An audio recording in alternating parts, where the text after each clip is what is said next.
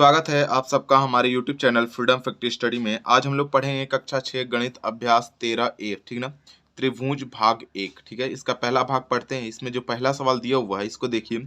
लिखा हुआ है कि निम्नलिखित चित्रों को काटिए, प्रत्येक को दो भाग में इस प्रकार मोड़िए कि दोनों, ठीक ना, दोनों भाग सर्वांगसम हो जाए। मतलब दो भागों में ऐसे इसको काटना है कि दोनों भाग क्या हो जाए, सर्वांगसम हो जाए।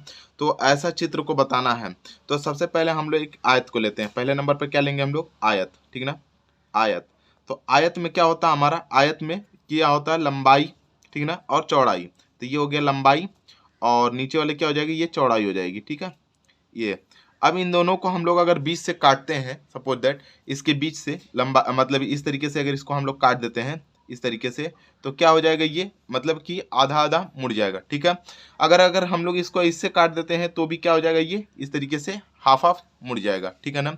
तो यही बोला है कि प्रत्येक को दो भाग, मतलब कि जो भी मतलब इसमें लिखना है उसके दो भाग क्या हो, इस प्रकार मोड़ा जाए कि दोनों भाग सर्वांगसम हो। तो देखिए जितना भाग ऊपर वाला होगा, मतलब जितना भाग ऊपर वाला होगा उतना ही भाग नीचे वाला होगा। जैसे लिख सकते हैं ए, यहाँ पे लिख सकते हैं बी, यहाँ पे लिख सकते हैं सी, यहाँ पे लिख सकते हैं डी। तो इस तरीके से आप लिख सकते हैं कि प्रथम आकृति आयत है। इस आकृति की लंबाई और चौड़ाई दोनों मोड़ कर देखने पर दोनों आकृति क्या होंगे, सर्वांगसम होंगे, ठीक है। A B C D. पहली आकृति क्या हो जाएगी हमारी, आयत। आप लिख भी सकते हैं कि पहली आकृति क्या हो जाएगी हमारी, आयत, जिसके लंबाई की तरफ से और चौड़ाई की तरफ से दोनों तरफ से काटते हैं तो दोनों आकृतियां क्या हो जाएंगी हमारी, सर्वांगसम हो जाएंगी। दूसरी आकृति हम लोग ले लेते हैं वर्ग। दूसरी आकृति क्या ले लेते हैं, इसमें दूसरा आकृति ले लेते हैं वर्ग। अब देखिए वर्ग के लिए यहाँ पे एक वर्ग बना लेते हैं हम लोग, ये वर्ग, ठीक है ना, कुछ वर्ग की तरह दिख रहा है आप लोगों को, वर्ग ले लीजिएगा, ठीक है ना। वर्ग ऐसा होता है जिसकी सारी भुजाएं क्या हो, बराबर हो और 90 डिग्री पर हो। आयत भी क्या होता है, जिसके आमने सामने की भुजाएं क्या हो, बराबर हो और 90 डिग्री का कोण बनाता हो, ठीक ना, उसको आयत बोलते हैं। देखिए यहाँ पे 90 डिग्री का कोण बना होगा, ये आयत में, ठीक है। और ये हो जाएगा हमारा वर्ग। वर्ग में क्या होता है, सभी भुजाएं क्या होती हैं, बराबर होती हैं, सभी भुजाएं बराबर होती हैं और 90 डिग्री का कोण बनाता है। अब देखिए वर्ग में भी वही बात है। वर्ग में भी अगर देखिए इसको आधा करते हैं तो ये क्या हो जाएगा हमारा, ए, ये हो जाएगा बी, ये हो जाएगा सी और ये हो जाएगा डी। जब इसको हम आधा करते हैं तो इधर वाला काटेंगे जब भी, तो क्या हो जाएगा, दोनों आपस मिल जाएगा। देखिए ये मत कहिए कि ऊपर वाला छोटा है इधर वाला बड़ा है, ये हमारा हाथ से खींच रहा हूँ तो यहाँ पे थोड़ा सा हो सकता है, ठीक ना। तो आप देख सकते हैं इसको, ये ऊपर वाला जितना है कट के, ऊपर वाला जितना है उतना ही क्या है, नीचे वाला है। तो ये क्या हो जाएगा, एक तरफ से हो गया। दूसरा हमारा क्या हो सकता है, ऊपर से इस तरीके से हम लोग काट सकते हैं इसको, ठीक है। तो ये भी क्या हो जाएगा, कट के आ सकता है। तो इस तरीके से आप लिख सकते हैं कि दूसरी आकृति क्या हो सकती है, हमारा वर्ग होगा, जिसको बीचों बीच काटने पर दो आकृतियां मतलब बनेंगे और दोनों क्या हो जाएंगे, एक दूसरे के सर्वांगसम होंगी, ठीक है ना, ये इसके सर्वांगसम होंगी। दूसरा हो गया। तीसरा आप कर सकते हैं इसमें, तीसरी आकृति को ले सकते हैं वर्ग को। तीसरी वर्ग तो हो गया। तीसरी आकृति ले लीजिए वृत्त को। तीसरी आकृति क्या ले लेंगे हम लोग, वृत्त को, ठीक है ना। थोड़ा सा आप लोग बढ़िया से बनाइएगा, मैं हाथ से ही बना दे रहा हूँ, ठीक है। ये हो जाएगा हमारा वृत्त। वृत्त के अगर मान लीजिए बीचों बीच हम लोग कट करते हैं तो क्या हो जाएगा, ये दोनों ये सर्वांगसम होंगे, ये दोनों सर्वांगसम होंगे, इधर वाला हाफ हाफ, आधा आधा। फिर इधर से अगर मान लीजिए हम बीचों बीच कट करते हैं तो ये भी क्या हो जाएगा हमारा, इधर से भी फोल्ड करते हैं तो क्या हो जाएगा हमारा, सर्वांगसम की तरह काम करेगा। तो आप इस तरीके से लिख सकते हैं कि आकृति हमारा क्या हो जाएगा, हमारा तीसरी की आकृति क्या हो जाएगी, वृत्त, जिसके मतलब कि बीचों बीच अगर मोड़ा जाता है तो वह आकृति एक दूसरे को क्या कर लेगी, ढक लेगी और यह आता इस तरीके से क्या हो जाएगी, ये सर्वांगसम होगी। जैसे कि ये आकृति क्या हो रही है, एक दूसरे को क्या कर रही है, ढक लेगी। अगर इधर से मोड़ा जाता है तो ढक लेगी, इधर से इसको मोड़ेंगे तो ढक लेगी, अगर इधर से भी मोड़ते हैं तो क्या हो जाएगी, अगर यहाँ से इसको मोड़ देते हैं तो क्या हो जाएगा, ढक जाएगा। या इधर से भी इधर मोड़ेंगे तो ढक जाएगा, ऊपर से भी नीचे की तरफ मोड़ते हैं तो ढक जाएगा, इधर से भी इधर मोड़ेंगे तो क्या हो जाएगा, आधी आकृति ढक जाएगी। तो जिससे ढक जाते हैं उसको क्या बोलते हैं हम लोग, सर्वांगसम हो जाएगा। तीसरी आकृति अगर मान लीजिए ले लेते हैं त्रिभुज, सॉरी चौथी आकृति क्या ले लेते हैं हम लोग, त्रिभुज। अब त्रिभुज को ले लेने के बाद क्या हो जाएगा, जैसे मान लीजिए त्रिभुज इस तरीके का लेते हैं, ठीक ना। त्रिभुज जिसकी तीन भुजाएं होती हैं और तीनों भुजाएं क्या हो जाएं, आपस में समान हो, समबाहु त्रिभुज जिसके तरीके से कह सकते हैं, या त्रिभुज ऐसे ले लीजिएगा, ठीक है ना। अब त्रिभुज में आप सोच रहे होंगे कि दो रेखा कैसे कटेगा। तो सबसे पहले हम लोग ऊपर से इस तरीके से कट करेंगे, एक हो गया हमारा इस तरीके से, एक हो गया। दूसरा हमारा क्या कर सकता है यहाँ पे, तो दूसरा हमारा इसमें क्या हो सकता है, इस तरीके से काट लेंगे दो। यहाँ से चाहे तो आप तीसरा भी कट कर सकते हैं इस तरीके से, ये हो जाएगा हमारा तीसरा, ठीक है ना। इसको तीसरा इस तरीके से पूरी तरीके से काट सकता है तीसरा, ठीक है। तो तीनों को अगर इधर से इस तरीके से अगर मतलब फोल्ड करते हैं तो एक ये वाले को ढक लेगा, अगर इधर से अगर फोल्ड करते हैं तो ये वाला पूरा ढक जाएगा, अगर इधर से फोल्ड करते हैं तो एक दूसरे को ढक देगा, ठीक है। तो इस तरीके से आप लिख सकते हैं कि चौथी आकृति हमारी क्या हो जाएगी, त्रिभुज। यह आकृति 3 प्रकार से मोड़ती है, 3 प्रकार से मोड़ती है और तीनों प्रकार की आकृति क्या हो जाती है, सर्वांगसम है। 3 प्रकार से मोड़ेगी और तीनों आकृति क्या हो जाएगी हमारी, सर्वांगसम हो जाएगी। ठीक है, तो इस तरीके से इस सवाल को, पहले सवाल को हमको करना था। अब आते हैं हम लोग इसके अगले सवाल, दूसरे सवाल को देखते हैं कि दूसरा सवाल है कैसे। दूसरा सवाल हमारा दिया हुआ है कि नीचे बने त्रिभुज चित्रों को यदि बिंदुकार, ठीक ना, बिंदुकार रेखाओं पर 2 भागों में मोड़ा जाए तो प्रत्येक के दोनों भाग सर्वांगसम होंगे या नहीं। मतलब कौन सा सर्वांगसम होगा और कौन सा नहीं, ये आपको बताना है। यहाँ पे लिखा है कि अपनी अभ्यास पुस्तिका में प्रत्येक के समक्ष हाँ या नहीं में उत्तर देना है। मतलब इस वाले में लिखना है हाँ या नहीं, कौन सा हमारा सर्वांगसम होगा और कौन सा नहीं होगा। तो सबसे पहले हम पिछले सवाल में ये बताए हैं कि आयत में क्या होता है, एक दूसरे को अगर यहाँ से हम लोग फोल्ड करते हैं, जहाँ से डॉट डॉट दिया हुआ है, बिंदुकार जो देखिए बिंदुकार रेखा जहाँ दिया हुआ है वहाँ से अगर हम लोग डॉट डॉट करते हैं तो क्या हो जाएगा, इसको अगर फोल्ड करते हैं तो ये सर्वांगसम होगा। तो यहाँ पे लिख सकते हैं कि हाँ, ठीक है, यहाँ पे क्या हो जाएगा हमारा हाँ। दूसरा हमारा क्या है कि अगर इसको हम लोग फोल्ड करते हैं अगर बीच से, तो क्या ये ढक पाएगा इसको, या इधर से करते हैं ढक पाएगा, नहीं। तो इसका मतलब ये क्या हो जाएगा हमारा नहीं, ठीक है ना, ये हो जाएगा हमारा नहीं। अब तीसरा हम लोग देख लेते हैं। तो तीसरा में क्या कर रहा है कि अगर इसमें डॉट डॉट किया, अगर यहाँ से इसको फोल्ड करते हैं तो इसको ढक लेगा, या इधर से इसको करेंगे तो भी ढक लेगा। तो इसका मतलब भी क्या हो जाएगा हमारा कि हाँ, ठीक है ना। थोड़ा सा लाइट प्रॉब्लम कर रहा है, इसको ध्यान से देख लीजिएगा, सवाल को दिख रहा होगा वैसे तो, ठीक है ना। तो यहाँ पे क्या हो जाएगा हमारा हाँ, ठीक है। अब हम लोग इसके अगले सवाल को आते हैं, चौथे सवाल को देखते हैं। चौथा हमारा दिया हुआ है इसमें वृत्त। तो वृत्त का भी हमने बताया हुआ था कि क्या होता है कि एक दूसरे को अगर कहीं से भी इसको क्रॉस करते हैं तो ये सर्वांगसम बन जाएगा। तो वृत्त वाले में, चौथे वाले में भी क्या लिखेंगे हम लोग हाँ, ठीक है ना। ये भी क्या हो जाएगा हमारा, फोल्ड करने पर ये सर्वांगसम बनेगा। अब देखिए ये वाला जो चित्र दिया हुआ है, क्या इसको अगर ढकते हैं तो ढकेगा, नहीं ढक पाएगा ना, क्योंकि अगर समबाहु त्रिभुज होता तो हो जाता, लेकिन क्या है समबाहु त्रिभुज है नहीं। तो जब समबाहु त्रिभुज नहीं है तो ये भी क्या हो जाएगा हमारा नहीं, ठीक ना। आप बोलेंगे त्रिभुज का भी सर बताए थे, तो त्रिभुज में समबाहु त्रिभुज का हम बताए थे, ठीक ना।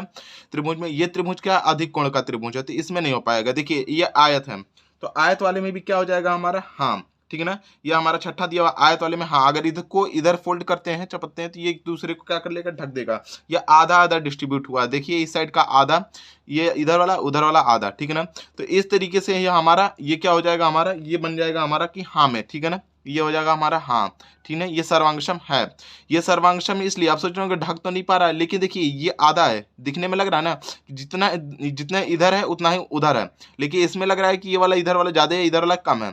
आप वृत्त में देख सकते हैं कि दोनों तरफ क्या है, बराबर बराबर है। तो बराबर बराबर सर्वांगसम के लिए होना चाहिए, ठीक है ना। तो इसका मतलब ये हो जाएगा हमारा हाँ। अब देखिए ये वाले में क्या हो जाता है, ये भी हमारा क्या हो जाएगा हमारा नहीं।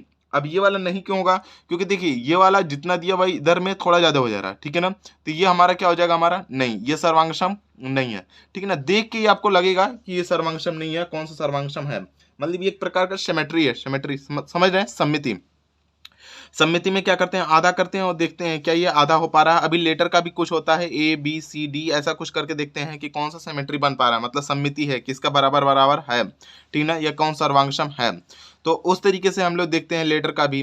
जैसे कि मान लीजिए कि ए लेटर दिया हुआ है, मैं ऐसे ही बता दे रहा हूँ, ध्यान से देख लीजिएगा, इसमें बता दे रहा हूँ। अगर मान लीजिए कि ए लेटर दिया हुआ है, ठीक है ना, ए लेटर, तो ये सर्वांगसम है या नहीं। तो इसको बीचों बीच अगर करते हैं तो है, ठीक है ना, लेकिन इधर से करेंगे तो नहीं है, ठीक है ना। तो इस तरीके से हम लोग इसको चेक करते हैं। फिर बी का भी चेक करते हैं। तो बी में क्या होता है कि बी वाले में ऐसे अगर क्रॉस करेंगे तो नहीं है, लेकिन इधर से करेंगे तो क्या हो जाएगा हमारा है, ठीक है।